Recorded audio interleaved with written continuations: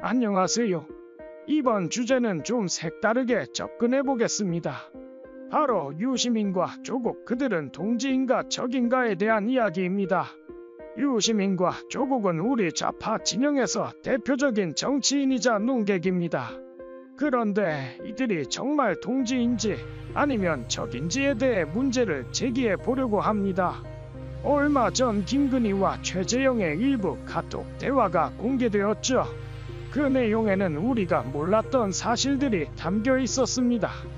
예를 들어 문재인이 정경심의 구속을 지시했다는 내용이 나옵니다. 문재인은 정권의 지지율이 떨어지자 조국 사태를 통해 정리를 하기로 했고, 이에 따라 정경심의 구속을 지시했다는 것입니다.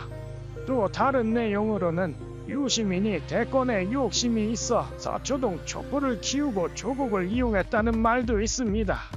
유시민은 당시 조국 사태 때 대권 욕심으로 서초동에 촛불을 키우고 조국을 지지하는 촛불 시위를 확장시켰다는 것이죠. 이를 통해 자신이 권력을 잡으려는 욕심을 계속 드러냈다고도 볼 수 있습니다. 이러한 상황에서 유시민과 조국의 관계가 과연 어떤지, 그리고 현재 그들의 관계는 어떻게 변했는지에 대해 많은 이슈가 되고 있습니다. 조국은 얼마 전에 자신의 입장을 SNS에 올렸습니다. 그는 김건희 여사가 조국의 적은 유시민이라며 이간질하고 있지만 우리는 결코 이간질에 흔들리지 않을 동지라고 강조했습니다. 또한 유시민 역시 검찰 쿠데타를 강조하며 조국과의 동지애를 다시 한번 확인시켰습니다. 그런데 왜 김건희가 이간질을 시도했을까요?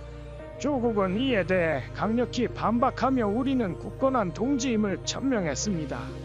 그러나 객관적으로 돌아보면 그 당시 문재인도 조국과 정경심을 끝까지 끌고 가기가 쉽지 않았을 것입니다. 왜냐하면 그렇게 하다가는 결국 모두가 함께 몰락할 수밖에 없기 때문입니다. 정권을 유지하기 위해 문재인이 조국과 정경심을 정리하라는 지시를 내렸다고 충분히 추측할 수 있습니다. 당시 윤석열 총장과의 독대에서도 이러한 점이 언급되었을 가능성이 큽니다. 유시민은 당시 조국 사태에 매우 적극적으로 개입했습니다. 그런데 가만히 있던 유시민이 왜 갑자기 조국을 그렇게 두둔하며 나섰을까요? 그 이유를 생각해보면 유시민이 조국보다 더 뛰어난 지능을 가지고 있었고, 이를 통해 자신에게 유리한 방향으로 사태를 이끌고자 했을 가능성이 있습니다. 유시민의 행동을 통해 우리는 그의 진짜 의도가 무엇인지, 그리고 그가 어떤 목표를 위해 조국을 이용했는지를 알 수 있을 것입니다. 조국과 유시민의 책을 비교하면 유시민의 책이 훨씬 더 수준 높고 지적으로 뛰어나다고 생각합니다. 조국의 책은 종이 낭비에 불과하지만 유시민의 책은 젊은이들이 한 번쯤 읽어볼 가치가 있다고 생각합니다.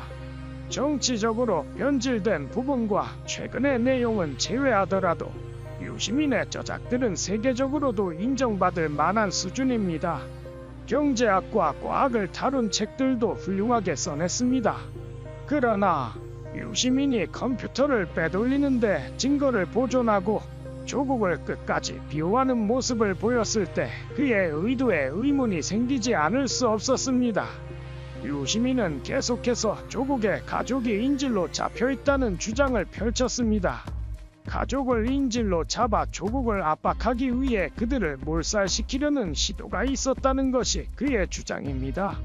정경심과 조민이 인질로 잡혀있고 이를 통해 조국을 더욱 압박하려는 인질극이 벌어지고 있다는 것이 유시민의 논리였습니다. 또한 유시민은 조국 수사를 윤석열 검찰의 쿠데타로 규정하며 조국을 옹호하는 판을 계속 키워나갔습니다. 그 결과 서초동에 촛불 집회가 열렸고 MB 시절과는 비교할 수 없는 수많은 인파가 모였습니다. 이재명의 재판에서는 100명 남짓의 개딸들이 모일 뿐이지만 조국 사태 당시에는 몇만 명이 몰려들었습니다. 유시민은 날마다 조국을 편들며 사건을 키워나갔고 이 모든 일들이 김건희 여사의 정치적 야망과 연관이 있었다고 봅니다. 김건희 여사는 유시민을 이용해 조국 지지층을 자신의 지지층으로 만들려 했으며 이를 통해 대권에 대한 욕심을 드러냈습니다. 조국을 계속 비호하며 싸움을 키운 것은 자신의 지지 세력을 넓히기 위한 수단이었습니다. 이러한 전략은 조국의 지지자들을 포섭하고 자신의 대권 도전을 위한 기반을 다지기 위한 것이었습니다. 그 당시에 유시민이 대권에 대한 꿈을 가지고 있었음을 보여주는 여러 정황들이 있습니다. 문재인이 물러나고 유시민은 노무현의 호위대장 역할을 하며 정치적 꿈을 품고 있었던 것입니다. 지금은 정치적 꿈을 접었을지 모르지만 그때는 확고한 지지 세력을 구축하기 위해 조국과 연대하려 했고 이러한 의도는 충분히 파악할 수 있습니다. 그러나 그 이후에 완전히 가짜 뉴스로 고발당하고 한동훈 당시 장관에게 고발을 당하면서 벌금형까지 선고받고 재판에 휘말리면서 결국 이미지는 철저히 망가지고 말았습니다. 지금은 정치를 접었다고 할 수밖에 없지만 당시에는 충분히 그러한 상황이 벌어졌을 수 있다고 봅니다. 그때에도 조국과 유시민이 겉으로는 조국을 위해주는 척했지만 실질적으로는 조국을 망하는 길로 끌어간 것으로 보입니다. 처음부터 조용히 해결할 수도 있었던 문제를 유시민이 자신의 욕심 때문에 계속 부추기면서 조국을 끌고 다녔고 결국 조국은 자신의 의지와는 상관없이 유시민에게 끌려다닐 수밖에 없었습니다. 조국은 이제 와서 사과하고 잘못을 인정하며 끝낼 수도 있었지만 유시민의 끊임없는 자극으로 인해 외통수로 몰리게 된 것입니다. 만약 논문 문제가 처음 나왔을 때 국민 앞에 죄송하다고 했더라면 사태가 이렇게까지 확산되지 않았을 것입니다. 하지만 결국에는 유시민의 부추김에 의해 조국은 끌려다니며 외길로 내몰렸고 그 결과는 참혹한 것이었습니다. 조국 사태가 이렇게까지 커진 배경에는 유시민의 개인적 욕심이 있었음을 부인할 수 없습니다. 유시민은 조국을 방패 삼아 자신의 정치적 입지를 강화하려는 의도가 분명했고 그 결과는 조국에게 치명타를 안겨준 것이었습니다. 조국은 지금 와서 우리 사이가 굳건하다 며 분열을 막으려 하지만 실제로는 그렇지 않습니다. 유시민과 조국의 관계는 오랜 인연도 없고 운동권 시절부터 서로 다른 길을 걸어왔습니다. 조국이 잠시 산호명에 속해 있었지만 유시민과는 그 길이 완전히 달랐습니다. 둘 사이에는 특별한 동지 의식이나 끈끈한 동료애가 존재하지 않았습니다. 지금도 마찬가지로 유시민과 조국은 라이벌처럼 서로 견제하며 정치적 계산 속에서 움직이고 있습니다. 유시민이 정치에서 손을 뗐다고는 하지만 둘 사이의 관계는 동지라기보다는 경쟁자에 가깝습니다.